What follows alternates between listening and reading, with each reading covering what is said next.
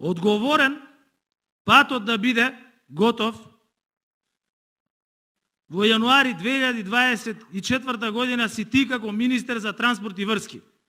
И затоа Благој, еве го тука, стани Благој да те видат сите, дајте му подршка, затоа што јануари 2024 година по тој пат мора да се вози со автомобили од Кичево до Охрид.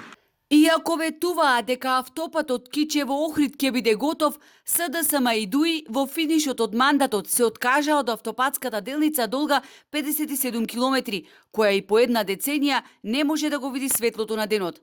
Непосредно пред почетокот на изборната кампања на последната седница, влада одреди ново, петто поред продолжување на рокот до крајот на 2026. Причина за пролонгирање на рокот за изградба се 13 нови свлечишта. За експертите апсолутно е неприфатливо и по 10 години да се говори за грешки во проектирањето и појава на нови свлечишта. И не можеме ние веќе да говориме заради ова или заради она, овој не извршил, тој не извршил. Него тоа е недозволиво веќе. Ние мора да го решиме. Изградбата на најскапиот автопат во Европа, кој ќе остане запишан во историјата на државата како најголема инвестиција, не само што ја надмина сумата од 600 милиони евра, туку од кинеската Ексим банка годинава ќе бидат повлечени 50 милиони евра од вкупниот кредит.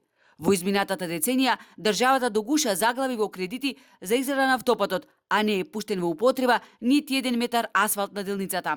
Посебно да се обрне внимание на делницата од аеродром Охрид до Охрид, тоа до сезоната мора да биде завршено, бидејќи веќе не знаеме што да им кажуваме на гостите. Дека децениската изграда на автопатот е бунар без дно, утврдија и државните ревизори, кои ја чешлаа работата на јавното претпријатие Државни патишта. Откриле дека за завршување на само 1 километар од делницата се трошеле по 9 милиони евра. Заклучно со 2022 година за автопатот се потрошени приближно 512 милиони евра, а само една година подосна, на крајот од 2023 сумата се зголемила за дополнителни 63 милиони евра, со што инвестираните средства достигнале износ од околу 575 милиони евра.